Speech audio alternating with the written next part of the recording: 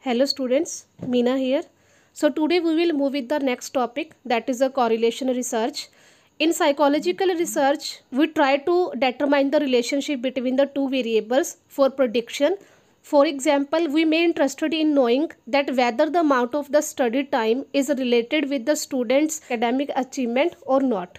The strength and direction of the relationship between the two variables is represented by a number that is known as a correlation coefficient. Its value can range from plus 1.0 through 0.02 minus 10 minus 1.0. Here we will discuss about the three type of correlation: positive correlation, negative correlation and zero correlation.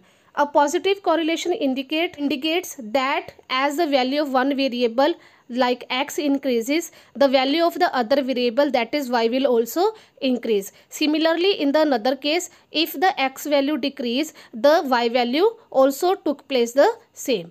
Suppose it is found that more time the students spend on studying, the higher was their achievement score.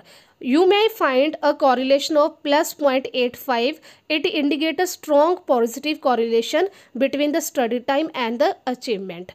There is the another correlation, second type, that is negative correlation. It tells us that as the value of the one variable, that is x, increase, the value of the other variable y will be decrease. Here we can make one hypothesis that as the hour of study time increase, the number of hours spent in other activities will decrease. Sometimes no correlation may exist between the two variables, so this is known as a zero correlation. It is difficult to find zero correlation, but correlations found may be close to zero. Example, minus 0.02 or plus 0.03. This relationship indicates that there is no significant relationship between the two variables that are unrelated. Our next one is the survey research. As the name suggests that it is related with the survey. Survey research came into the existence to study opinions, attitudes and social fact. The main concern initially was to find out the existing reality that is in our society. So they were used to find out facts such as the literacy rate at a particular time, religious affiliations, income level of a particular group, etc. They were also used to find out the attitude of the people towards family planning, giving part to the Panchayat Raj institution, and so on. The survey research used different techniques for collecting information. It includes personal interviews, questionnaires, telephonic surveys and controlled observation. Now we will read them in detail. Personal interviews. The interview method is one of the most frequently used method for obtaining the information from the people. As you may have seen that it is used by a doctor to obtain information from the patient. A salesperson interviewing a housewife to know why she uses a certain brand of soap. On television also, we see that media person interviewing people on issues of national and international importance. In the interview, two or more persons sit face to face with each other, in which one person is known as an interviewer who asks the question and the other person is known as an interviewee who answers the question related to a problem. Interview is a purposeful activity because by this we want to know about the factual information, opinions and the attitudes and the reasons why person is responding in a particular manner. It is generally sometimes conducted face to face, but on some occasion it also conduct over the phone. There are two broad types of interviews: structured, it is also known as a standardized, and the second one is unstructured, that is known as unstandardized. A structured interview is one where the questions in the schedule are written clearly in a particular sequence. These are already prepared. The interviewer has little or no liberty to make changes in the wording of the questions or the order in which they are going to be asked.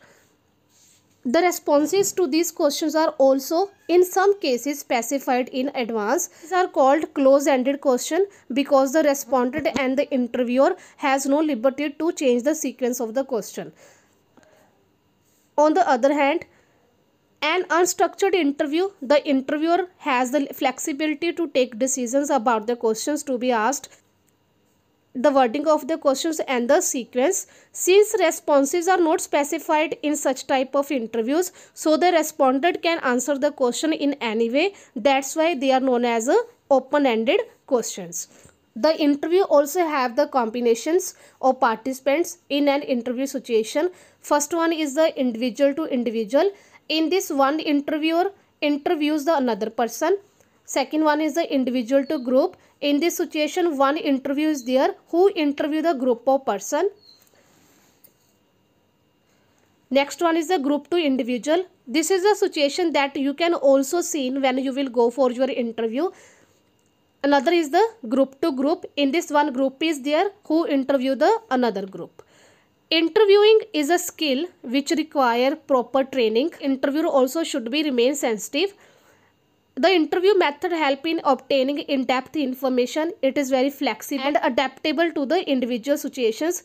It can be used even with the children and the non-literate person. An interviewer can know whether the respondent understand the questions, or he can repeat or paraphrase the questions also. However, interview require time. Often getting information from one person may take an hour or more, which may not be cost effective. Our next one is the questionnaire survey. The questionnaire is the most common, simple, versatile and low cost effective self-report method of collecting information. It consists predetermined set of questions. The respondent has to read the questions and mark the answer on the paper rather than respond verbally to the interview. Questionnaire can be distributed to a group of the person at a time who write down their answers to the question and return the researcher through the mail also. Two type of questions are used in the questionnaire. First one is the open-ended, in which the respondent is free to write whatever he want to write according to his opinions or the viewpoints. Next one is the close-ended. In this, the respondent is required to select the correct answer. Close-ended questions example we can take like the respondent has to give the answer in yes or no, true or false, multiple choice, etc. And in this also we use rating scale. Now the question arises that what does rating scale mean? Rating scale, a statement is given in this and the respondent has to give his or her response on 3 point, 5 point, 7 point, 9 point, 11 or 13 point rating scale. The points consider here, like if the rating scale is a 3 point, then there will be 3 dimensions like agree, undecided and disagree. For example, if I raise here one question that do you think that we can take sound sleep only at night? So you have to rate here, are you agree with this statement, or you are undecided, or you are disagree with this statement. So here you only have to tick the option. In some cases, the participants are asked to rank a number of things according to their preference. Sometimes a survey is conducted by sending the questionnaire by mail. The main problem of this is that get poor response of mailed questionnaire from the respondent. Our next one is the telephone survey. Surveys are also conducted through the telephones. Nowadays, you must have seen programs asking you to send your views through mobile phones that include SMS also. The telephone survey helps in reducing time, but the respondent do not know about the interviewer. That's why there is a superficial answers by the respondent. Those who are responding, they also differ in their age, gender, income level also. So this will lead to biased kind of result. Method of observation is also included in this that we have already discussed earlier. The survey method has so many advantage, like information we can gather very quickly and efficiently from thousands of persons. Secondly, the survey can be conducted quickly and we can also know about the issues that are arising presently. Questions are also there. People may give inaccurate information because of their memory lapse, like they have forget about something in their past and now are giving the answer only based on their experience, and they may not want to let the researcher to know what they really believe about a particular issue. Or second thing is that sometime they gave that type of responses that they think the researcher want to hear this. Our next one is the psychological testing. Psychologists have constructed different types of tests for assessment of various human characteristics such as intelligence, aptitude, personality, interest, so on. These tests are used for various purposes such as placement, training, guidance, etc. You might have seen that a test contains a number of questions.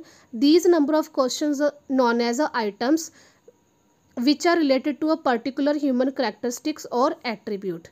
Test is meant for a particular age group. It may or may not have a fixed time limit for answering the questions.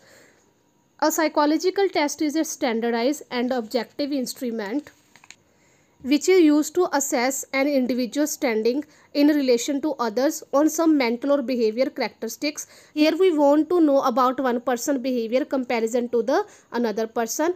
There is one word, that is objectivity. This already we have discussed that in this, if two or more researcher administrate a psychological test on the same group of people, both of them would come up with the more or less the same values for each person in the group, then the test will be known as a objective. For this, it is essential that items should be worded in such a manner that whoever is reading that, the same meaning to be delivered to the different readers. The procedure of administrating the test, such as environmental condition, time limit, mode of administration, should be spelled, and the procedure for scoring of the participant response are also need to be described. A test is a systematic process and it involves so many steps also, and also involve analysis of the items and estimating their reliability, validity and norms of the whole test. Now we will discuss about that what is the reliability here. Reliability of the test refer to the consistency of the score, mean to say that the score should be remain the same that obtained by an individual on the same test but on different occasions. For example, you conduct the test to a group of students today and after some time you reconduct the test on the same set of students. Let's assume 20 days. If the test is reliable, there should be no any variation in the scores obtained by you two occasions. For this, we can compute test retest reliability, which indicate the personal stability, the stability of the test score that we have get over the period of time also. This we compute by finding the coefficient of correlation between the two set of scores on the same set of person. Here one thing should be taken care that the same people will be in the test, those who were participated in the first round. Kind of test reliability is called split half reliability. This is based on the assumption that items of a test, if they are from the same domain, they will correlate more with each other. If they are not from the same domain, then they will not correlate. For example, apple and oranges, these are the category of fruit but they are different. If the items will be from apple and apple category, then there will be the more correlation. Like this, we can take the example that going to check the reliability of test, then there should be equality on the gender basis. For finding the internal consistency, the test is divided into two equal halves by odd and even method, like 1, 3, 5 in one group and 2, 4, 6 in another group, and then correlation is computed between the score. Our next one is the validity. In this, validity refers to the question that does the test measure that what it claims to measure. If you have constructed a test of mathematics achievement, so we will check here that whether the test is measuring actually the mathematical achievement or not. If it is measuring it, then the test is a valid test. Our last one is the norms. If we want that one test should be standardized test, then there is a need of norms to be developed for that test. Norm is the normal or average performance of the group. The test is administered on a large group of students. We can compute their average performance. Their average performance standards are set based on their age, sex, place of residence, etc. This helps us in comparing the performance of an individual student with others of the same group. So this is all about this video. In next video, we will talk about our rest of the topics. Till the time, do your study well. Thank you.